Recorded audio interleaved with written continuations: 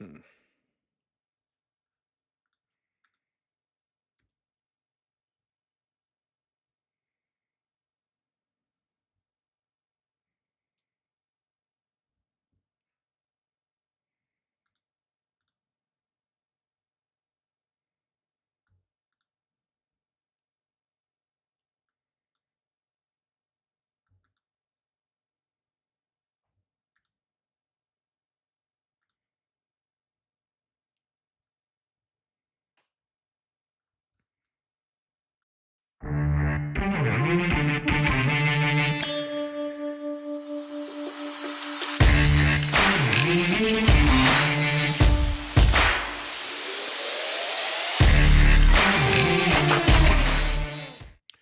Good morning, good afternoon, wherever you guys might be tuning in from. My name is Dave, and I'm excited to be back. It is the kind of end of the month, which means it is time for our monthly QA podcast on the Learning Firearms channel.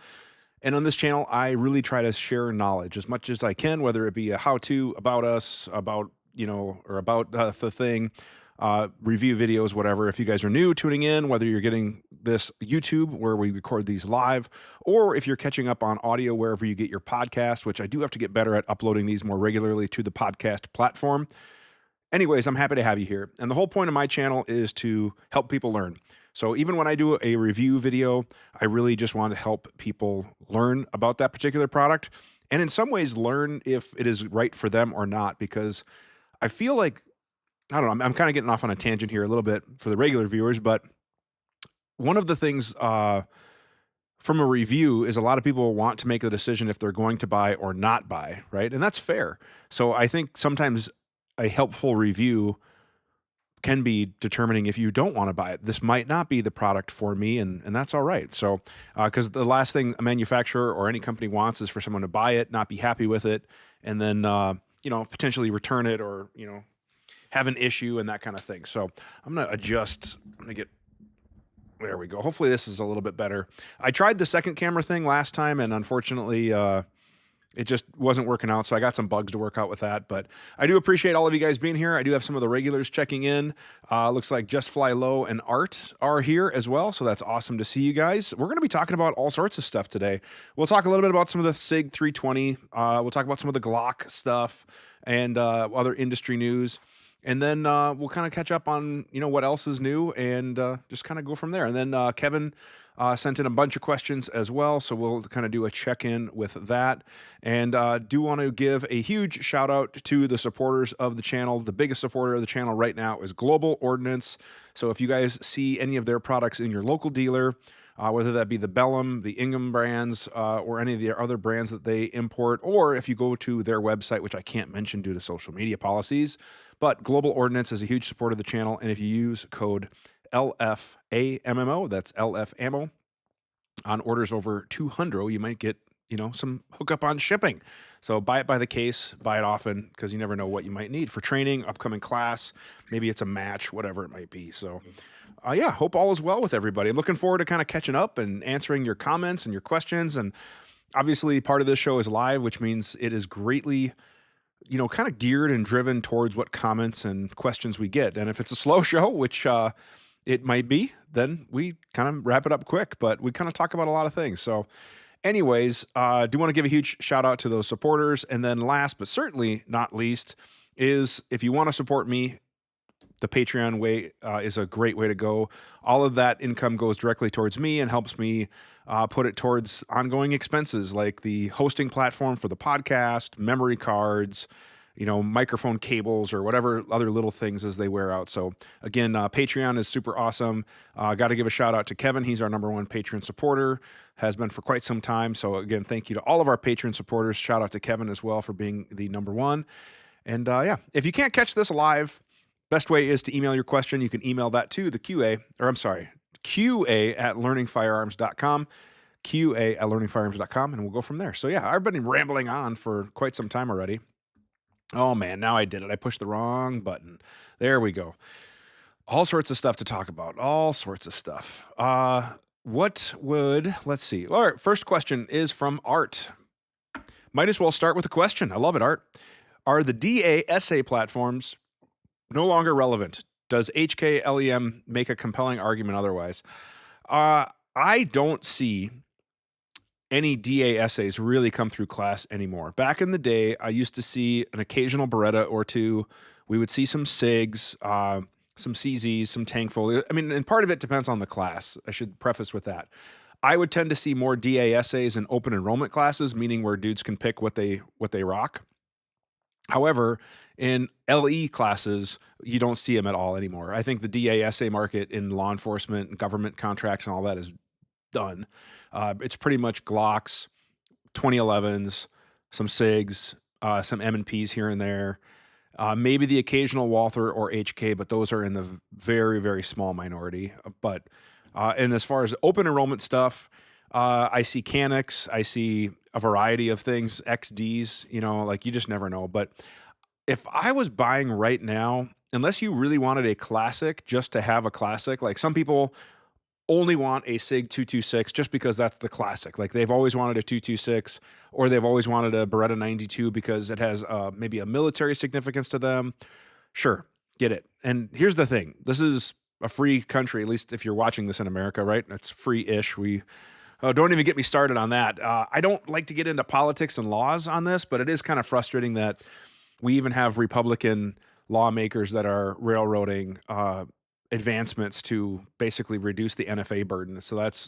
And I haven't done all my research on it yet. I've just read the headlines and skimmed some articles, but so far it's really frustrating. Back to your question, Art. I don't think the DA platforms are really relevant. I don't know of a benefit of going with a DA over the plethora of awesome options that we have right now. So I don't know if I would buy one. That's just me, like Dave's opinion here. So that's my thing. But from the average consumer, if they asked like, hey, should I buy one of these? I think your money is better spent on other platforms. So hopefully you guys are all doing well. I don't know where we're all checking in from, but right now here in Minnesota, it feels like summer. I've got the shop door open. I've got some fresh air, and it is 75 degrees. It's supposed to get up to 80 today. Like we are just spoiled with this spring where it is starting to feel like summer. So here's my little piece of advice to everybody. And I think the kids are saying touch grass, which I don't exactly know what that means. And if there's some sort of like sarcastic tone with that, I'll live to hear about it in the comments. But get outside and touch some grass. I encourage everybody, if you can, like just take a moment and go touch some grass. Enjoy the weather. Enjoy the fresh air. Like when this podcast is done today, I'm going to get outside. I'm going to tidy up the car. We got a pack. We have a soccer tournament all weekend for my boy. But man, I'm going to try to take at least a minute to finish my iced coffee protein drink here. If I don't finish it throughout the podcast, I'm just going to try to take a minute and enjoy it because sometimes we forget to do that. And, just enjoy the things you enjoy. Life is too short not to enjoy those things. So I would highly encourage you guys to do that. So that's my deal. Okay, hopefully Just Fly Low, the audio and picture and everything is good. I just had a placeholder up when we were kind of doing the pre-roll there. All right, another question from Art. How do you distinguish a CCW specific range day drill from general handgun drills? Ooh, this is a good one. And so I say like that might because the thought that popped into my head is that might be a good video topic. And what I have been thinking about doing, especially trying to film more content in the summer while ranges are open, because we lost our indoor range. And I'm not opposed. I shoot all year round, but it just makes it harder with content sometimes to shoot in the winter with camera batteries freezing and whatever else. But I will be shooting some more content in the winter now that all we have is outdoor options. But I think there is a difference between the type of drills you would potentially practice for that, right? So obviously you have your hard skills, your baseline skills, general handgun skills, as I think you referred to them. Yeah, general handgun skills. Let me throw that back up here so I don't forget. But those are great. We should have hard skills, basic marksmanship, things like that. But as far as like CCW specific range, look at the situations that might be applicable to you. So am I proficient with a good draw and presentation and a certain amount of rounds on target within a limited window? Now, if we watch like Active Self-Protection, he does a really good job of breaking down, incidents. But if you look at like the hard micro drills within those scenarios, oftentimes being aware is like the number one thing. So just kind of being aware of what's going on and you can prevent things, and obviously don't go into bad places with bad people is a good rule of thumb, but we don't always get to pick that because sometimes bad people target good people, right? And that's why crime happens. But I think being aware is something that you can't really train on the range in a way, but it's something that you have to be training in everyday life. Like, okay, where am I? Who's around here? What doesn't look like it should be here? What's out of place? Where could I go? Where's my exit plans? How would I call for help? All these kind of things to just generally be aware. But other skills I think would be, okay, can I clear concealment and present my gun in an efficient manner, and deliver accurate rounds on target at a certain distance within a window of time? Those are great skills to have. Could I top my gun off if I have to? Now, some instructors will say, never be in a hurry to put your gun away. And I get that. I really do, because if you've taken your gun out, it probably should mean that there was a deadly force threat. However, we should be proficient with putting our gun away if we need to, if the cops are coming, whatever. Like, the debate can be made both ways. And then for LE, that's a whole other topic. But for CCW, I still think just some basic proficiencies. Like, have you incorporated movement? If I needed to move explosively from point A to point B to get to a better position, cover, maybe that's where the shot is, whatever it might be, I'm trying to offset, because you're going to be acting in a reaction versus action situation, right? So reaction is always slower. So incorporate some movement. Some of the drills that kind of come to mind are some of the ones that I've developed, diamond drills, and then some other stuff with Dave Spalding and stuff too. So that again might be a really good, might be a good video topic. And actually, I've been kind of wanting to do like a series on drills anyway. Some of them are just hard handgun skills, which the 5x5 is just really kind of more of an assessment of where you're at. So that'd be one that I generally do all the time. And then there's some other ones too, like some spicy ones from some of the other instructors out there too. But yeah, I think some of the CCW specific ones would incorporate some of those things, a little bit of movement, all that kind of thing. So great question. Great question. All right, let's see what else we got here. Another one. Let's see. I'm looking to pick up a P30 as 1911 Syndicate is having an upcoming hammer-fired class. Yeah, P30 is a good gun. Like, there's anything HK makes is still pretty dang solid. Pretty dang solid.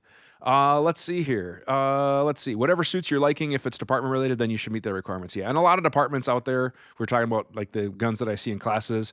A lot of departments still issue stuff, although we are starting to see a little bit come back and forth with issuing, authorizing certain ones, or just authorizing and that kind of thing. So yeah. And then Art says, I have plenty of striker fired platforms along with enough 2011s. So the next would be a DASA, but not just any DASA. Yeah, I agree. The USP, the HK USP, which is outdated, and I don't know if I would buy one right now because like it hasn't been modernized. Like, give me a USP with a modernized optics system and a traditional rail instead of the universal, whatever, their proprietary rail, and I would buy that. There's just something about that USP that's just a classic icon. And yes, I know they've updated it with the, VP9s and P30s and all that. That's supposed to be the modernization of it.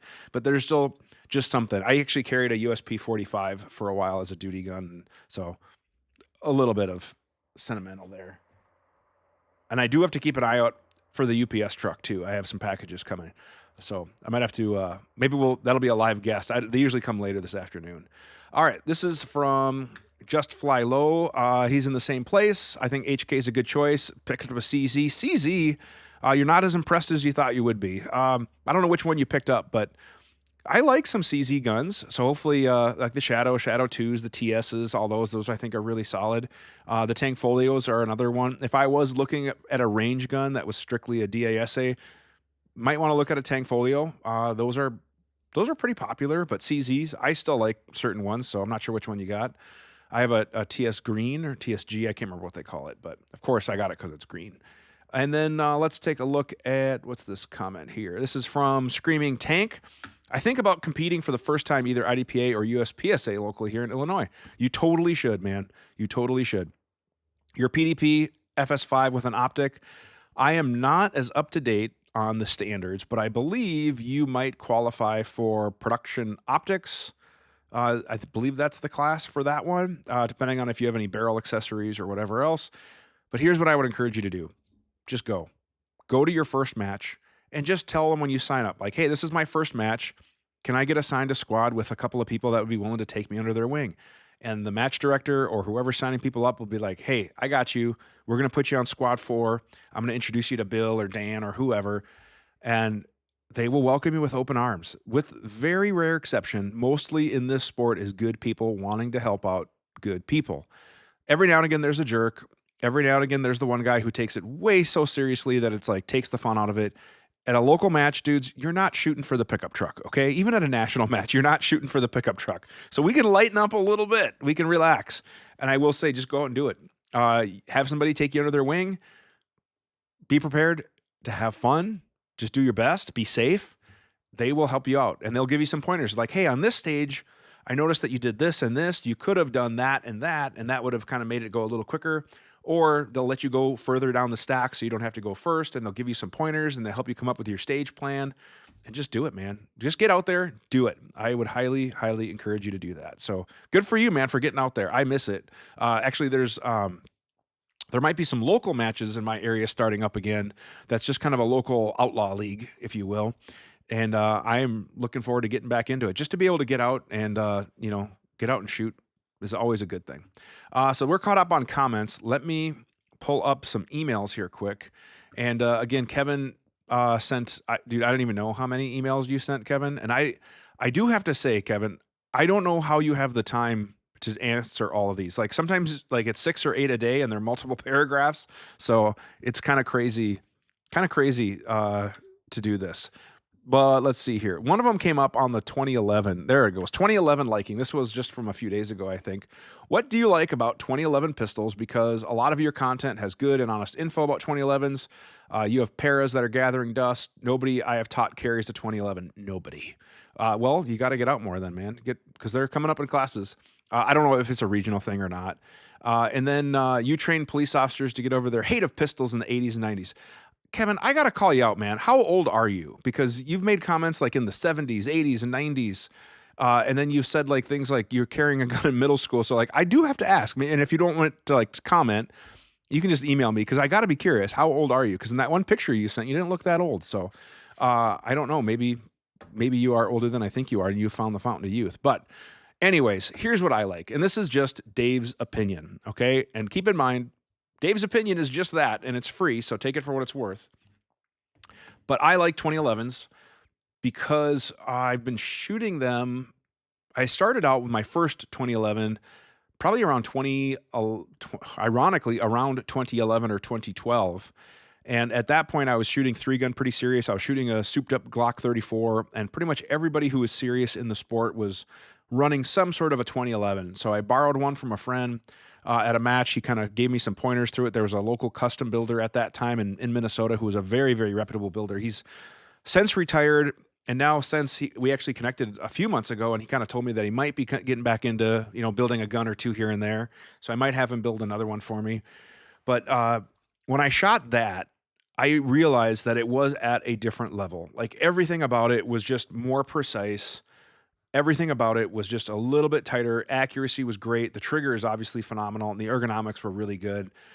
And what I liked about that is I was dealing with a true custom builder. Like when I actually made my appointment to go down there and get my build spec'd out, I spent 2 or 3 hours at his shop, and we also shot. We had a few different demo guns. Do you like this one? Bang, bang, bang. Do you like this better? Bang, bang, bang. And then literally everything about that was custom. Like, where do you want your serrations? I want them here. How deep do you want them? Here. What angle do you want them? Like every little thing about that gun was truly custom. Not like some of these other guns that call them custom and they basically give you a couple of options that you can check a box. So I really liked that. And that thing served me really, really well for a number of years when I was shooting 3-gun. And then as it evolved, the magazines got more reliable. And I really like the ergonomics of a 2011. I like how they shoot. I like the lockup. I like everything about it, but I still shoot a lot of Glocks just because I have a lot of students who shoot Glocks. In fact, the last several classes I have taught, I was running either a stock 47 due to contract, or it's because what the dudes were shooting, or my 45, which is a stippled and ergonomically enhanced G45 by Danger Close. But the internals, with the exception of a Glock performance trigger, which is an OEM part, but otherwise it's pretty much stock. So I try to shoot what the students are shooting the most of the time. And if I have some 2011s in there or if I'm teaching a transition class or whatever, I might shoot one. I mean, obviously it's my choice, but I shoot a lot of Glocks. And we're going to talk about Glocks too in a little bit. Let me see if we're doing good on comments. We are caught up. So that's great. Speaking of, let's talk about some news here. Check this out. Glock, as of earlier in April, and this is the April edition. I couldn't record it at the end of the month because I was out of town at a class. And I was thinking about recording it on the road, but it just isn't the same. And I just like my setup, so I kind of pushed it back a little bit. We had some rumors that there might be a Gen 6 Glock coming out, and NRA has come and gone, and there was no Gen 6 Glock announcement that I have seen. I would like to think I've seen it. Obviously, KOA will be their new standard. So I predict that we are going to see more KOA footprint optics kind of come through, especially from the imported market. But KOA is going to kind of be, what they're working with, but they have discontinued all sorts of guns. Some of them are great, like the 40 cal stuff, get rid of it. Don't care. The weird stuff, don't care, but the other stuff that was really kind of interesting to me was the MOS 34 Gen 5, kind of surprised.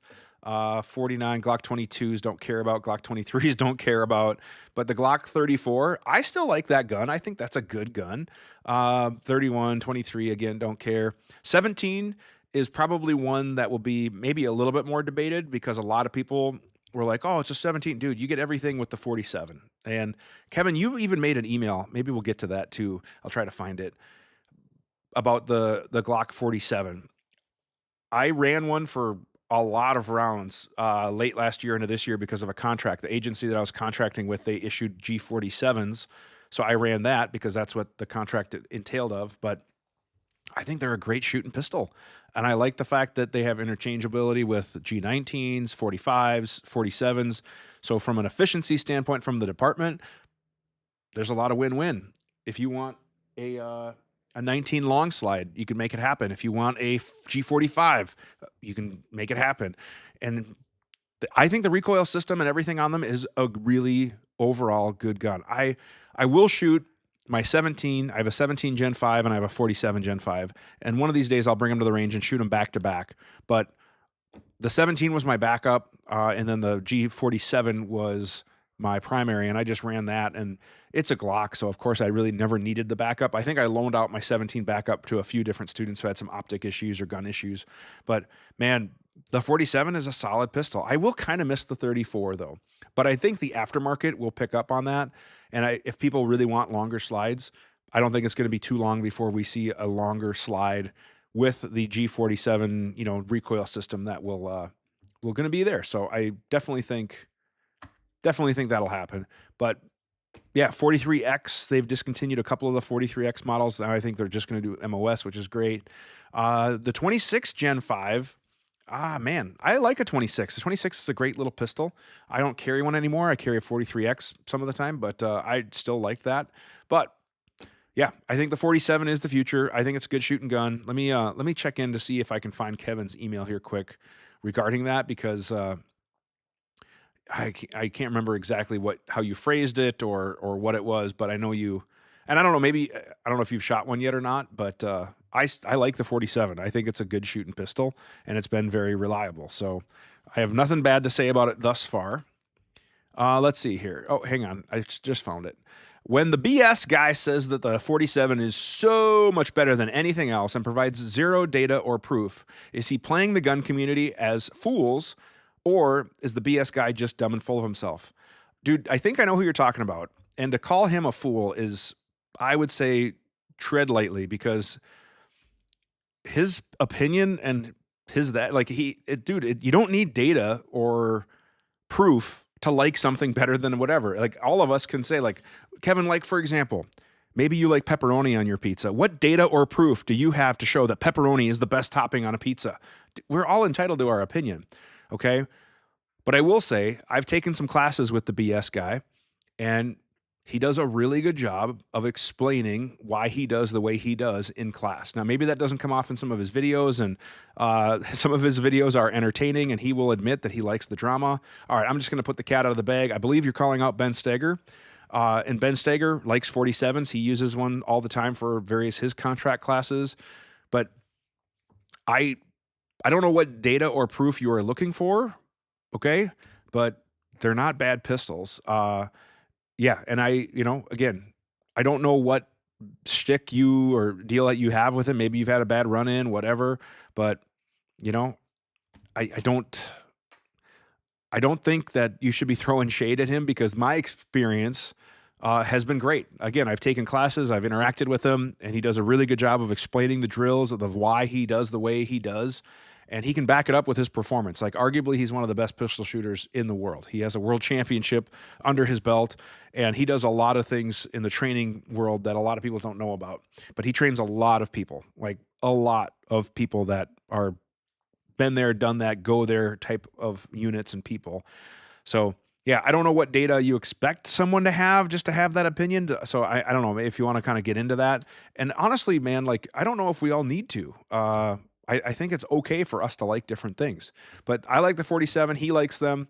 And then I don't think he's trying to make a fool out of anybody. I think he runs them really, really well. I've seen him run them really, really well. So that's another good question. Let me just check back in with comments. I think we're caught up on comments. Another question from you, Kevin, is the 1911-2011 Manual of Arms. This one came up.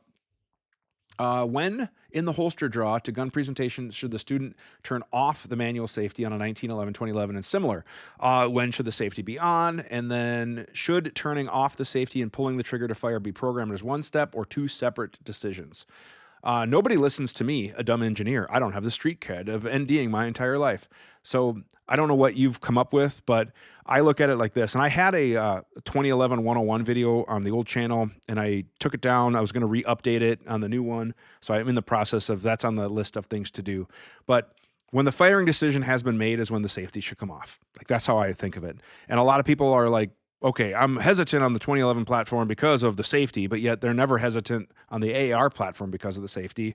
So we can even have a continuity in training of crossover from, we have a safety on our rifle, now we have a safety on our pistol. And in fact, the manipulation of that is the exact same. Thumb down, pretty basic.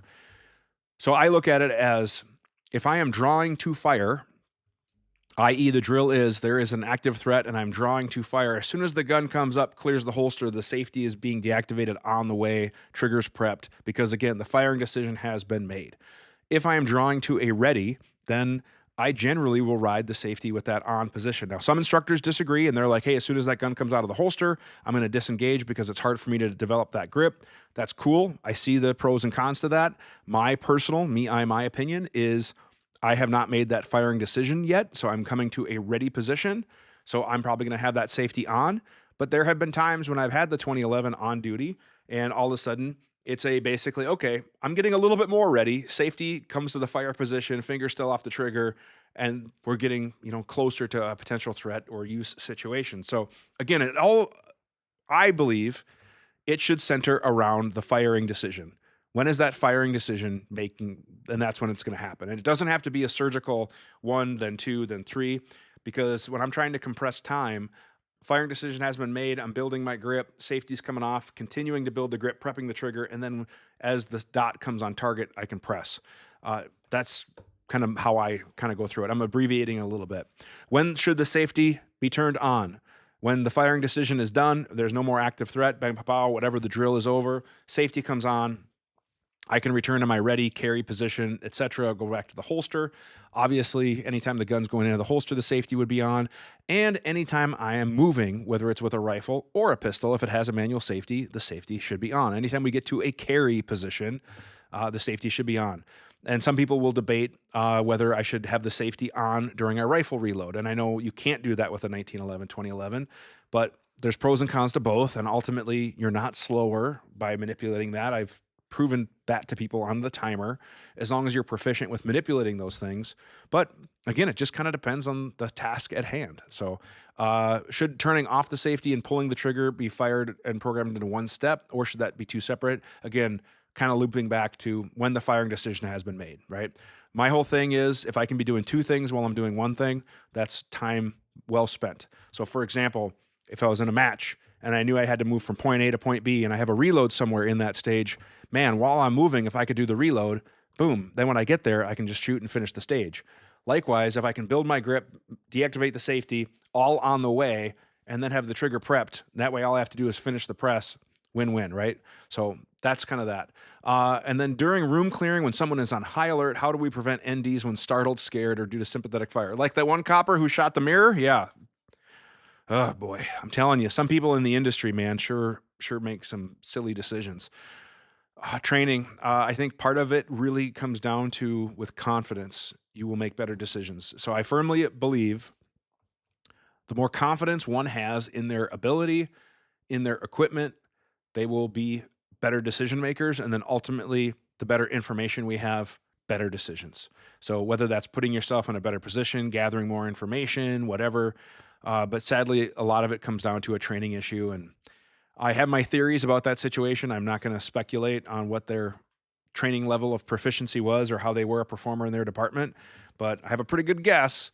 And sadly, it is not uncommon to see, and that's unfortunate, but it's just the hard reality of it. So, man, yeah. Oof.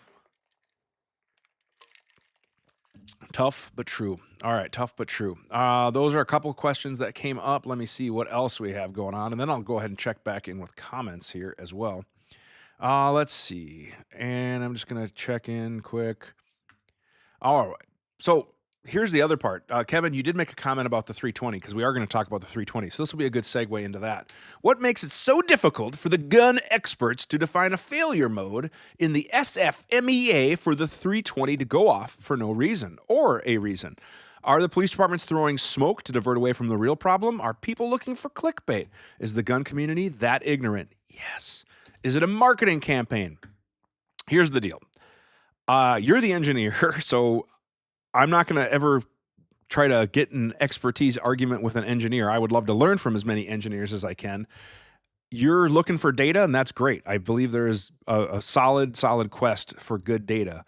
But we also can't ignore the fact and the occurrences that 320s have gone off so many different times with different incidents. Some of them are in the holster.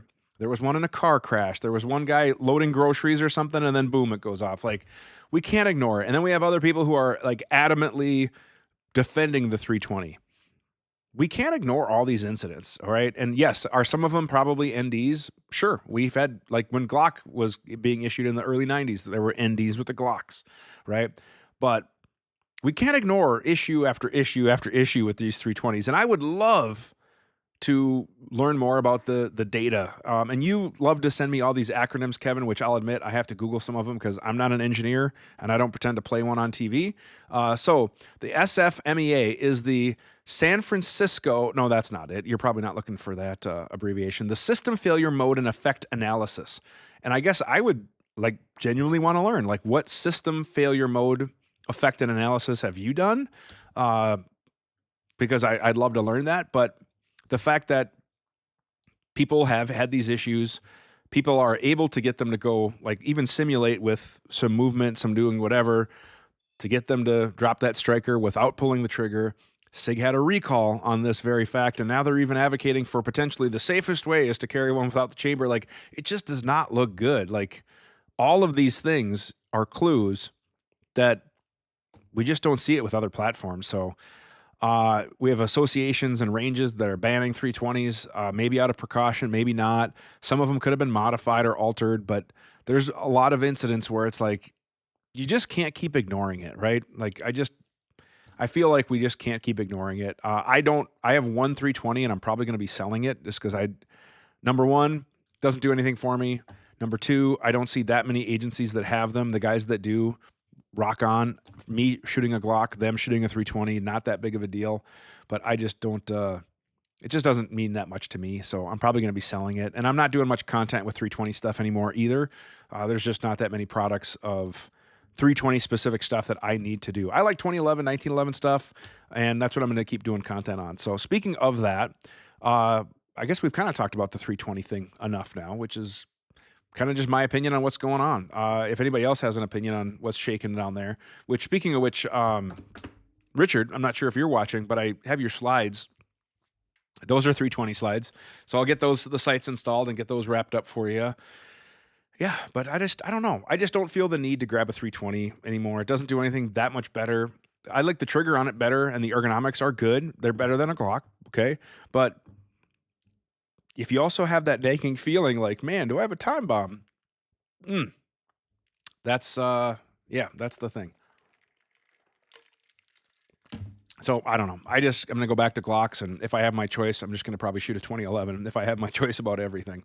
All right, so that I think would we're caught up on emails. I wanted to check in with emails to see if anybody else emailed in, and I think it was again mostly Kevin's email.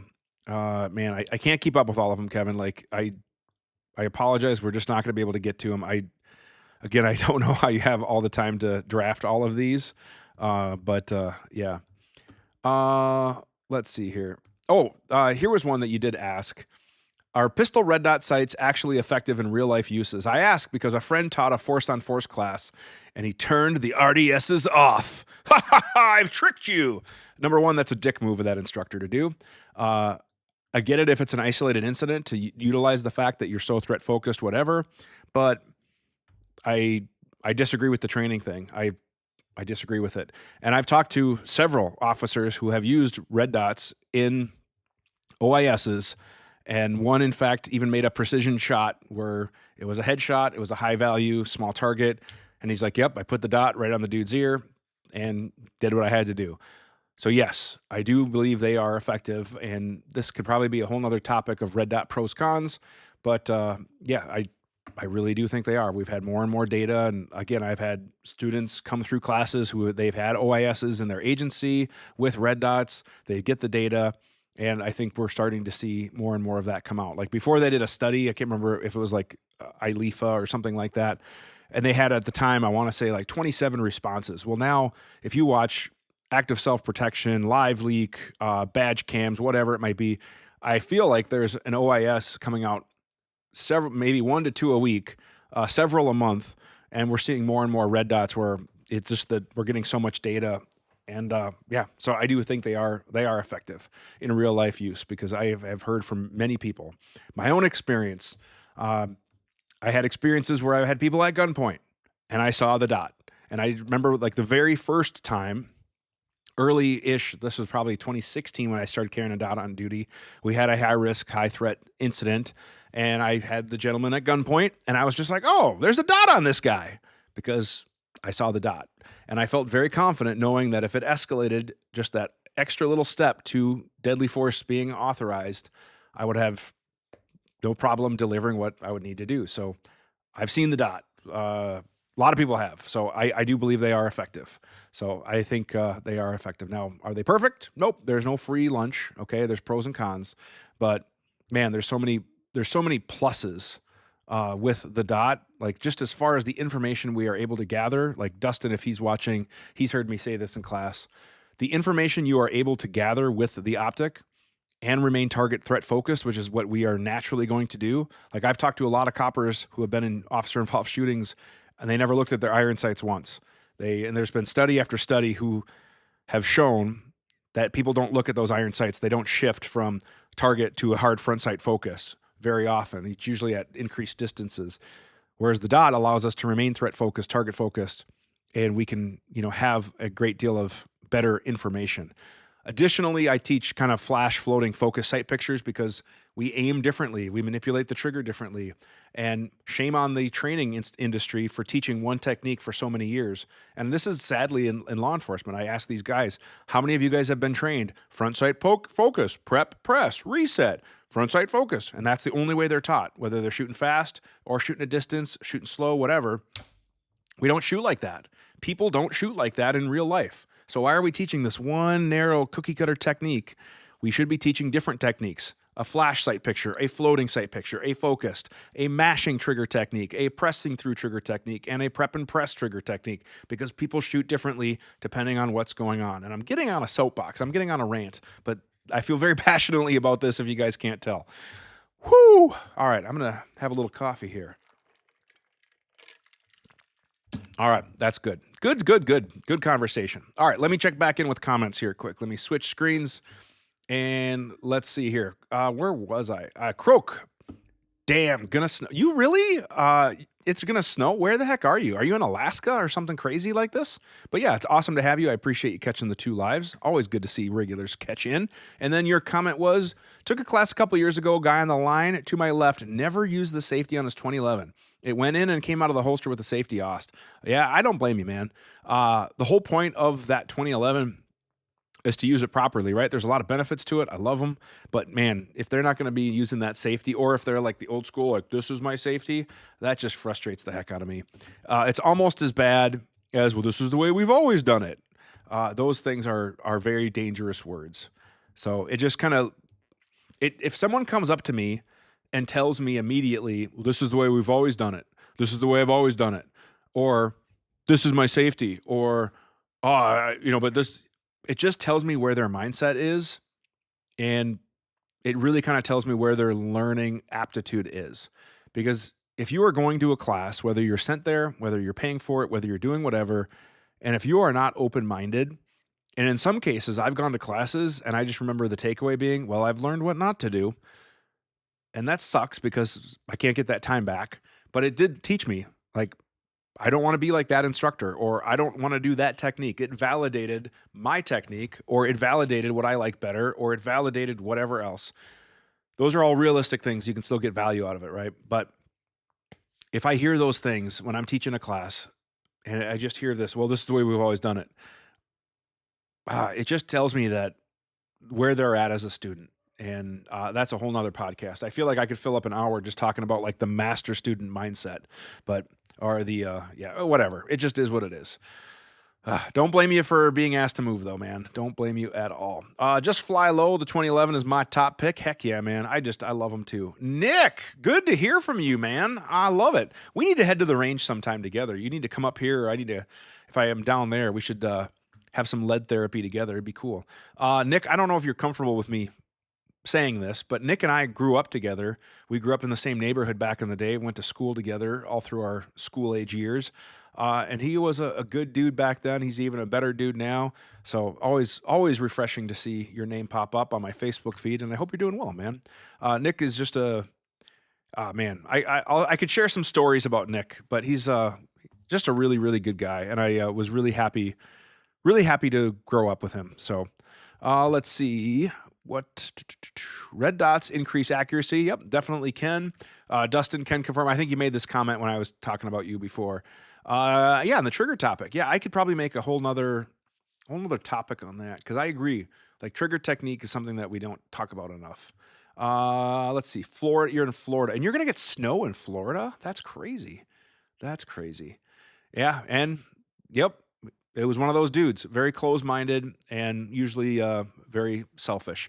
The other thought that just popped into my mind was when I was teaching open enrollment classes. I used to, this was a while ago now. So when I first started teaching commercially, like I did in the LE thing for a while, I went to firearms instructor school, blah, blah, blah. And when I started teaching in the open market, if you will, I linked up with a company in my area that was doing permit to carry classes, and they were looking for someone to teach more advanced classes. And I use air quotes because there really wasn't a whole lot of advanced, but in our state, the permit to carry class is all classroom, legal stuff, laws, this, that, with very, very little shooting for the most part. There are a couple of classes or instructors out there that probably shoot a little bit more, but the vast majority of permit to carry instructors in my area, state, etc., you shoot maybe 20 rounds, maybe 25. Dustin, actually, you're here, or Nick, maybe you guys are both Minnesota guys. How many rounds did you shoot in your permit to carry classes? Because it's not very much. So they wanted someone to teach marksmanship, how to draw, some basic gun handling that they were marketing as advanced, even though it was not. But it was funny because that's kind of what got my start. We all have to start somewhere, right? And I would teach these classes to these permit holders. And every so often, when I would have them do the intro and kind of tell me a little bit about their background experience, you would get that guy who would generally start something like, yeah, I've been shooting my whole life. I've been shooting pop cans since I was a little whippersnapper, and I've been carrying a gun ever since I could, and I'm just really here because my buddy Daryl needed somebody to go with, and I didn't have anything else better to do, so I figured, I'm just here to hang out with him. No offense, sir, no offense.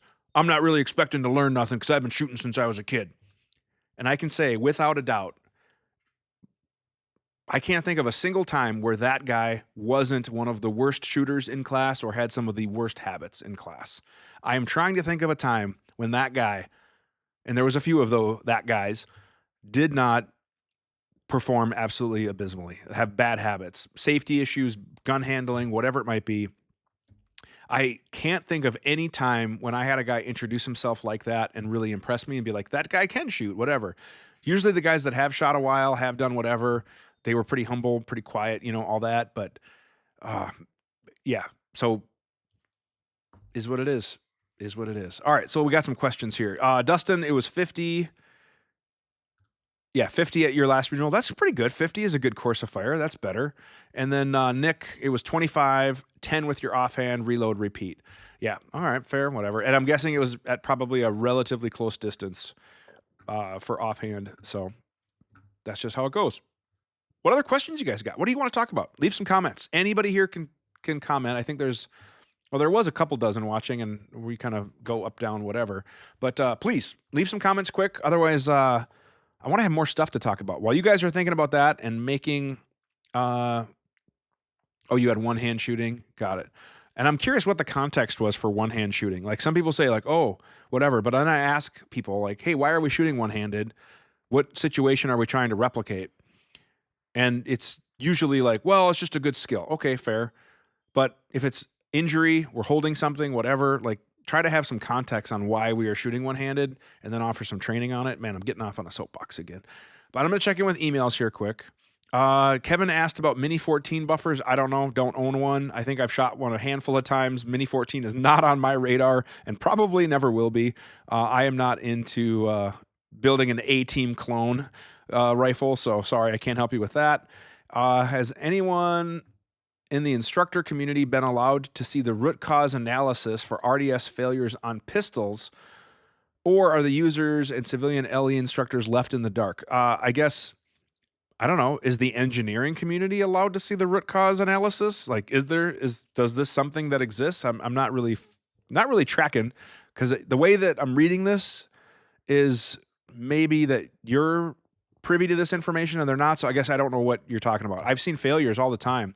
So the agency, some agencies were able to take pictures and kind of freeze things of what happens. And it's mostly at training.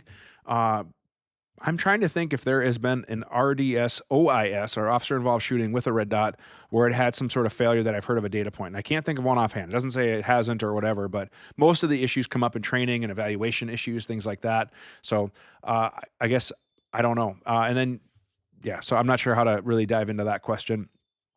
Bad hosts, optic hosts, are there bad reputation for RDS guns with the excessive jerk 2 profile? Dude, you're talking engineering speak, plain English, my man. I'm just a small town street cop who likes to teach people how to shoot.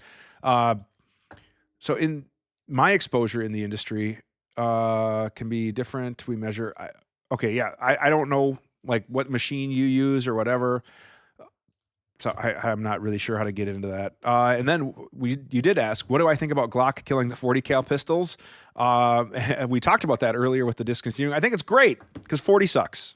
It's expensive. It's tougher to get. It has more recoil. It has less capacity. Like, I don't know why anybody would buy a 40 cal gun at all anymore. Like back when 9mm ammo wasn't what it was now, but I've talked to ballistic experts. And when we are looking at data, we are looking at OISs, we're looking at civilian shootings, we're looking at ballistic gel analysis, whatever.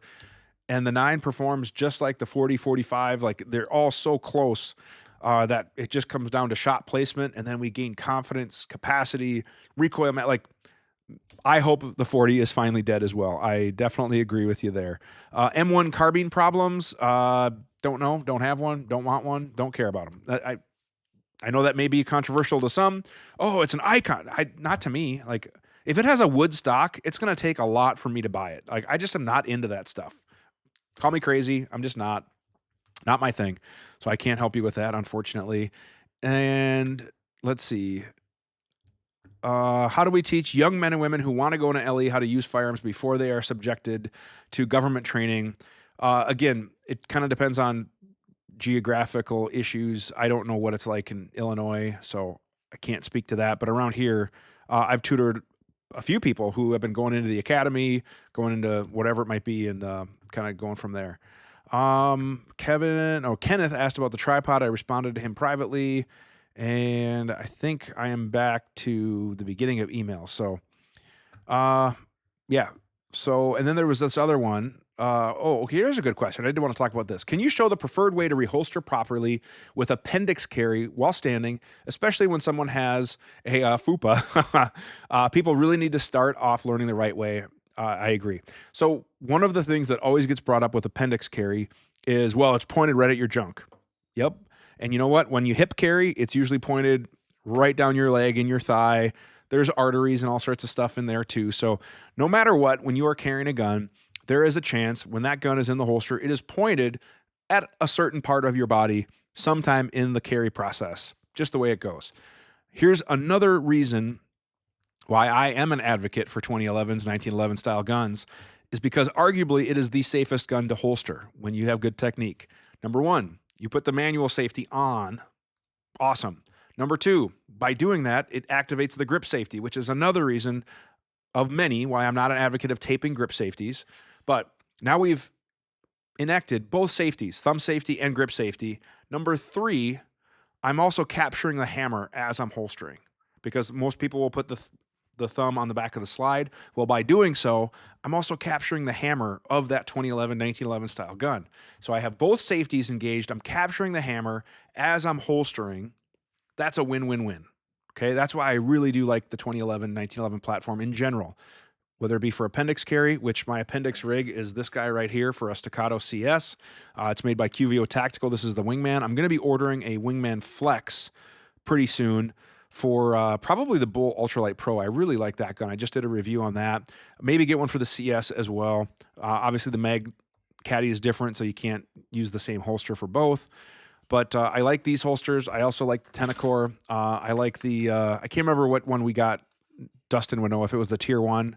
I have that one as well for a couple of Glocks, so I might look at one of those for a hip holster or whatever. But that's kind of the same thing. With a striker-fired gun, obviously we still want to make sure we have the trigger outside of the trigger guard. It's okay to look down and verify that I have a clear path from A to B, which is in the holster, and then make sure I can holster safely. Make sure there's nothing in between there. So a lot of it is, vision related as well. So yeah, good question topic. That might be a good one in general. And I've wanted to do a dad bod appendix carry video for a while. It's been on my radar. I just got to get out to the range and shoot it. So there we go. Let's see here. Strider, Ike, good to see you. Do you recommend changing out carry ammo per season? Oh, that's a good question.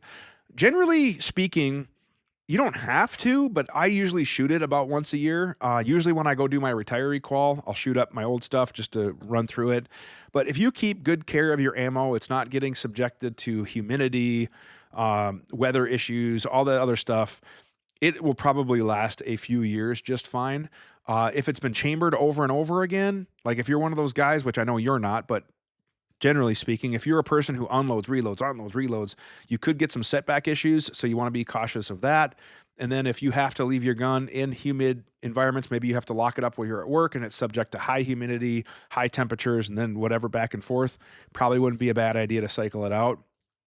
Generally in LE, they'll cycle it about every year or so, so I just kind of stuck with that habit. So when I do my qual, I usually try to shoot that carry ammo. Plus, I think it's good when you are zeroing to zero with your carry ammo, duty ammo, whatever. I might use those terms interchangeably, but then also kind of be familiar with how it shoots. Like if you get really used to shooting your gun with powder puff loads, pew, pew, pew, and then you put some snappy carry ammo in there, you might be surprised that it does shoot a little differently. So you want to be aware of that as well. Ironically, one of the agencies that I contracted for recently, all they had was one type. It was all duty ammo. And I was just looking at how many pallets of ammo they had, and it's all duty, all 147 grain hollow point. And I'm just like, man, you guys have some deep pockets to be able to shoot nothing but duty ammo the whole time. And they're like, well, it makes it easier. We have to buy one type of ammo. And I'm like, oh, that's one way to do it. But they train just with duty ammo. And there are a few federal agencies mostly that do that. But yeah, it's definitely one way to train. That's for sure. All right, let me pop back into other comments. Let's see here. This is from Croak. I shoot one-handed because you can't do the gangster style angle with legit. If it's for the gram, am I right, man? If it's for the gram, it does look way cooler. Yeah, and it was a tier 1 Access Elite. Let's see here. Oh my gosh. I'm not sure if I can. I want this to be monetized, a family-friendly video. You've got a backdoor carry ammo system. When I clear the home. All right. Now that I've read the comment, now I see what you're talking about. I thought you were talking about the old prison purse here for a moment here, Croak. All right. You are very attentive to your carry ammo system. When you clear at home, the round goes in a jar. After a while, you have a nice collection. Yes. That gave me a chuckle, man. Thanks for that. That gave me a chuckle. And then that makes sense. Yeah, perfect. I hope it does. I appreciate that. I've heard... And see, and now we're playing off the comments. He's heard of appendix carry, hip carry, small of the back, but we've never heard of the backdoor carry. I don't know what words get flagged for monetization review, so I'm just going to avoid that altogether. Man, I can just see that being oh, I don't even want to go there. All right. Type of carry, ammo for winter clothing versus lighter weight in the summer. I like to keep things simple, and I just carry one ammo that performs well. Mostly right now, my jam for 9mm is HST 147 grain. If I'm going to be carrying it in a smaller barrel gun, like a shorter gun, they do also have that, I can't remember what the part number is, but they do also have a shorter barrel load, if you will. But I generally do 147 grain. I've spoken to my ballistics expert, which I'm sure some of you know who that is because we've talked about him in classes or whatever. I don't want to quote him on here, but I've spoken to a ballistics expert that works for a very large ammunition company, and I've asked him, like, what do you carry in your gun? Because you manufacture several lines, all of which have government contracts, all of which have effectiveness, have seen success. What do you carry? And he's like, HST 147. Boom, done. Makes it easy. More and more agencies I am seeing going to Hornady. Hornady makes some really good stuff. So I'm trying to get more data with Hornady. But I would say if you stick to Hornady, Gold Dot, Federal HST, I'm sure I'm forgetting one in here. Some people are starting to do some of the exotic stuff, which I have not played with, so I don't want to speak to it, but like the G9s and the coated stuff or whatever. But yeah, if you stick to Hornady, Gold Dot, Federal HST, it's hard to go wrong with any one of those, and I think they would perform really well. So yeah, really good question. And then Croak asks, inside, and I'll let you know. Oh, geez. Oh, man. You guys are spicy today. Spicy. It's a good thing we have a small crowd. Otherwise, we would probably be turning away potential new viewers. All right, dudes. Here's a shameless plug. If you want to support me and support the channel, the best way to do so is... There it is. There's the logo, is to go on Patreon and look for Learning Firearms. Every dollar of that, well, they do take a little cut, but that does go directly to me, which is awesome. So if you want to support it, you can just subscribe for a month or two and then quit. I get it. I'm trying to do more behind the scenes content, kind of check-ins with the Patreon supporters. But if you want to support me, it's super awesome. If you want to do the super chat, super thanks, you can leave that as well in YouTube. If you just want to stick with one platform, I totally get it, but I do really appreciate all of the Patreon supporters. And again, I have to give a huge shout out to the biggest supporter of the channel, which is Global Ordnance. They supply all the freedom seeds to help make content grow. And so far, I found that catchphrase does not get flagged, which is great. But if you use code LFAMMO, LFAMMO, if you order direct, you'll get free shipping, which is really cool. Otherwise, I just am told to encourage people to find Global Ordnance products in your local shop. Support those local dealers, support those small businesses. That's the biggest thing you can do. There's more and more businesses that are starting to carry global stuff, so incorporate that. You guys, I don't know, do we like it here? Do we like it here? I kind of like that. Yeah, I'm going to leave it here for now. Boom. So that's great. And then if you're looking for great cleaning lubrication products, Slip 2000, you can use code LF20 when you make your order, save 20% on everything. There's a link, there will be a link in the description, but Slip 2000 is my choice, cleaning, lubricant, all that stuff. If you guys are wondering a little bit behind the scenes stuff, you know, maybe like why you haven't been having me do ad reads or whatever is because they did step back on some marketing stuff with not just me, but a lot of people. They do still support me. I do still get a little bit of a commission for sales made and everything with the code. But yeah, you know, in companies, sometimes they have ad budgets, sometimes they don't. Sometimes they do stuff for a while, then they kind of revisit. No hard feelings or anything like that. But yeah, just kind of how it goes. So all sorts of good stuff. Let's see here. Big fan of Freedom Munitions. Never heard of them. No idea. Never heard of them. But you know who I have heard of is Global. Or no, I'm just kidding. Freedom makes good stuff. They have some good people there. I used to shoot matches with a lot of the sponsored guys from Freedom, and they are really, really good people. Oh yeah, the Winchester LE stuff. Yep, Ranger. That's another good one too. I carried Ranger. We carried Ranger for a while. Back in 2010, 11, when ammo was really, really tough to get, we did carry some Ranger, which is actually an updated version of like the Black Talon, which I did come across some Black Talon rounds, so I will be doing some testing with that. But yeah, the Winchester XT, SXT, whatever different lines they have, Winchester is really, really good stuff.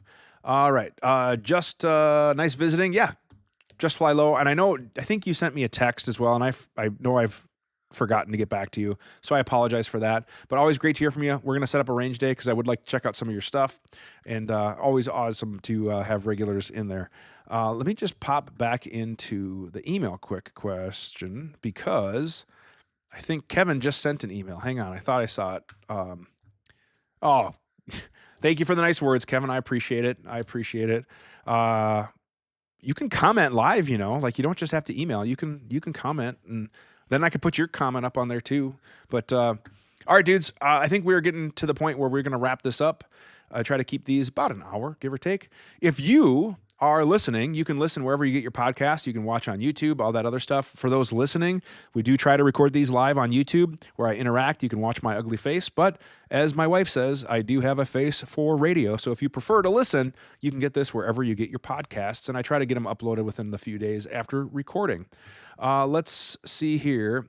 You can email your questions to QA@learningfirearms.com. That's QA@learningfirearms.com, and I'll do my best to read your email on the show, answer those questions. I've had a few of you email me and say, hey, I don't want this on the show, but what is your opinion on this, that, the other thing? So I would love it if you would email me. That'd be great. So email me, all that other stuff. Let's see. I got a couple comment. Plinking and for matches, I use Super Veil. Never heard of them. Super Veil. But you know who I have heard of is this sponsor, Global. No, I'm just kidding. I do have to support the people that support me, but I've heard really good things about Super Veil. I've met them. I met them in Vegas, I want to say. They're out of Vegas. And I know Roger from QVO. He shoots a lot of their stuff too, and I've heard good things. Did I receive the package? No. When did you send it? Shoot me a text and let's visit, because I have, to my knowledge, I have not. So let's connect maybe after the show here, which we're going to wrap up. Okay, I think we're going to wrap up, dudes. Let's pick our random comment after I have a sip of coffee and protein shake. Here's the other thing. Being that it's very few people watching, and most people are probably not going to make it this far in the series, I don't know if you guys have noticed, but I've kind of put on a couple of pounds, and I was watching some older videos, like even not that long ago, and I noticed that a couple of my range shirts are fitting a little bit more snugly, and I don't like it. Those of you guys that know me from way back in the day know that I used to have a little bit of a weight problem. So I'm going to really try to eat healthier, kind of be a little more active. I've gotten lazy, and I want to try to lose some pounds. So hopefully in the future months, you will see less of me in the QA. I'm saying that because I consider the QA watchers, the active watchers, especially those of you that watch till the end, kind of like the inner circle.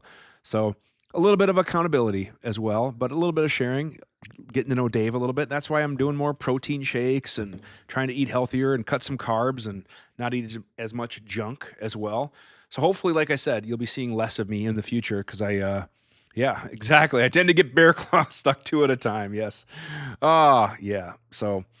oh, good times. All right, dudes, let's give away a prize. Let me scroll. Nick, I think it's you. It is. Nick, if you're still watching, I've got a prize pack for you. So I need to get a current address. This is Nick. Again, awesome to see you win it. This works out really well. Nick is, again, good dude. I've known him since... Nick, were we in kindergarten together? Were we in Mrs. Woog's class together? No Smashy? No, I'd eat a Smashy. Heck yeah, I would. Doesn't mean I can't have a treat every now and again, but I don't eat a Smashy every night all week. But you know it, I would eat a smash burger. So, Nick, I do want to know, were we in kindergarten? Were we both in Miss Woog's class? I think we were. And I know we were in a few different elementary classes together, but I'm trying to remember if it was kindergarten. All right, and then I think my first comment to you at GunCon was something positive about your weight. Now I appreciate that, man. I think it was too, and I since GunCon, and I'm kind of bummed I won't be able to make GunCon this year. But like I said, I over winter and just I don't know. I've been on kind of a vacation mode mindset lately, and it's catching up. So it's time. I got to get back on it. And yes, we were in kindergarten. So yeah, I've known Nick since kindergarten, and he's super good dude. So I'm super happy to see you win. Nick, shoot me a text or a message afterwards. Give me your current address, or we can meet up, and I got a prize pack for you from Global Ordnance. Again, the biggest supporter of the channel. Sorry, I heard somebody walking by. It is weird to have the door open and I can hear outside. I don't know. I'm guessing with the microphone, you guys can't hear what's going on, but I have neighborhood dogs barking. I have people walking by having a conversation. And thankfully, knock on wood, I still have really good hearing. I've been always no problem investing in good ear pro. And apparently that works, whether I'm in the side-by-side or a shooting range or whatever. So I don't know if you guys can hear the kermunkus that's going on out in the neighborhood, but there is a kermunkus going on. All right, now I feel like I'm just rambling. Again, thank you to their sponsors. Thank you to guys, all of you, for watching. You can check this out wherever you get your podcasts or watch us live. And we are going to also hopefully have some industry guests on here as well. So quick sneak peek. I just dropped the Bull Armory Ultralight Pro review last week. Next week's video might be the Staccato C if I get that wrapped up, or it might be my Staccato Ranch experience. It'll be one of those. I have the Kimber 2K11 review coming up. We have some rifle stuff coming up. I have a Knights Armament KS3, which is kind of a rare gun to have. So I'll be doing a video on that. I have the HK, whatever the civilian version of the 416 is called, the MR556A4 or whatever.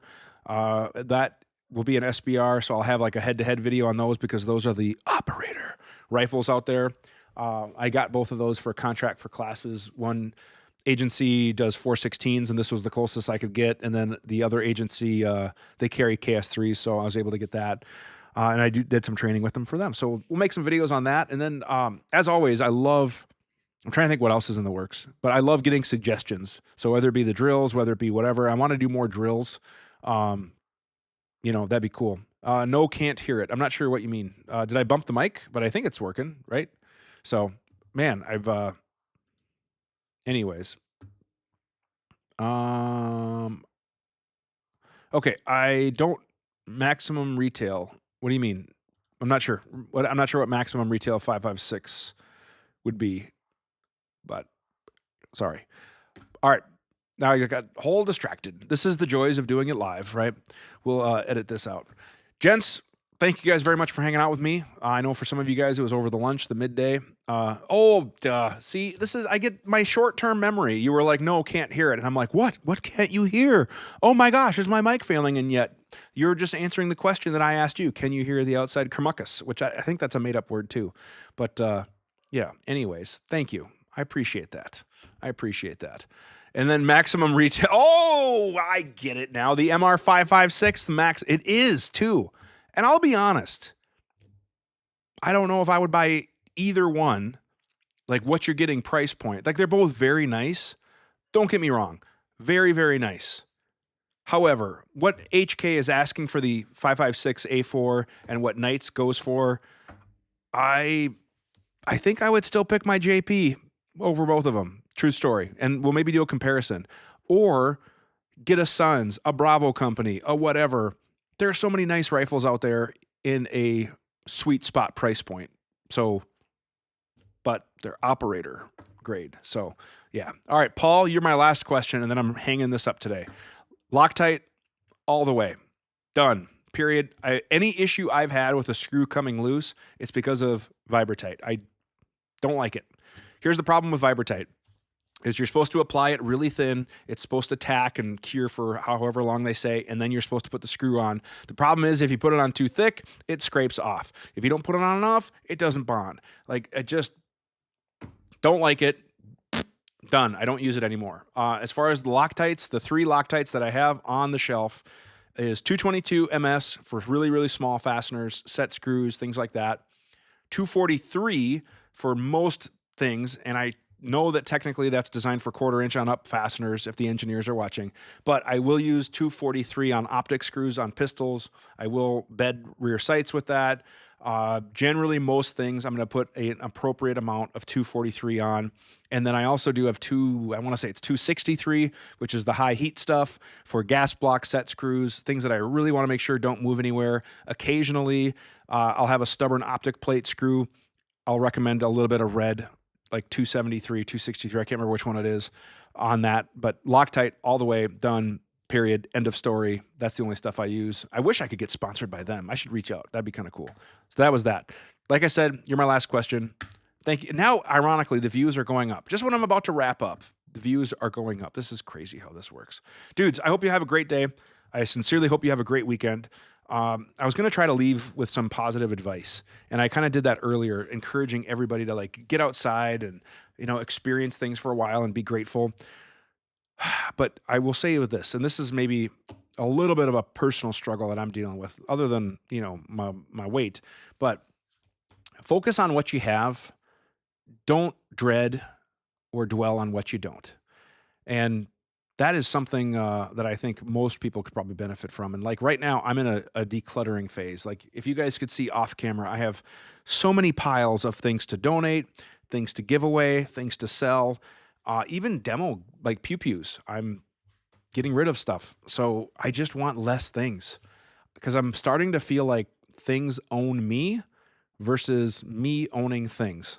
So I'm trying to focus on whether it's a pew-pew that I make a video about. If I really like the pew-pew and I like the pew-pew better than the pew-pew I'm shooting now, I might keep the pew-pew.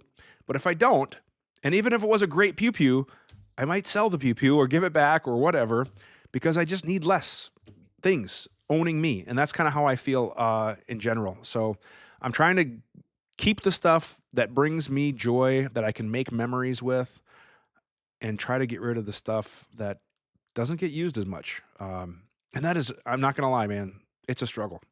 And I feel bad too, because sometimes companies will send out a pew-pew or whatever. And I feel bad sometimes moving on with it or whatever, because I think some cases there is an expectation. So I'm trying to be more upfront with companies and say like, hey, I'm going to use it. I'm going to give you the feedback. I'm going to do the eval. I'm going to do some videos with it. But I also have bills to pay. I only have so much space. If you want it back at the end of the period, that's totally fine. Or are you okay with me selling it? Or is there a retention period, whatever? Because I got bills to pay. I got stuff to do. So it's a hard thing. Now, a lot of the other creators that I've talked to, like some of them are very blunt. They'll be like, yeah, I make my video, I sell it, done, done, done. And other ones are like, no, I keep everything. And it's like, they are in a different tax bracket than I am. So they don't need to, deal with how they're going to do this, that, the other thing. And eventually like they'll just have a fire sale. But even Demolition Ranch sold all of his stuff, So I think it is what it is, but that's where I'm at. I hope you guys are in a good spot, and just think about like making memories, because I'm at that point where we have some stuff planned with the kiddos coming up. Hopefully they remember it forever, right? Like that'd be the goal. But I guarantee you, they're probably not going to remember the thing that you got them for their birthday or Christmas or whatever, but they might remember the adventure that you took them on or the memory that you made. So like, even when it comes to gifts, we're trying to do more memories with that. That's my spiel. I hope you guys are good. I really appreciate you watching. Really does mean a lot to me. So thank you very much for that. And I'm going to record my thumbnail. There's my thumbnail, and have a great day.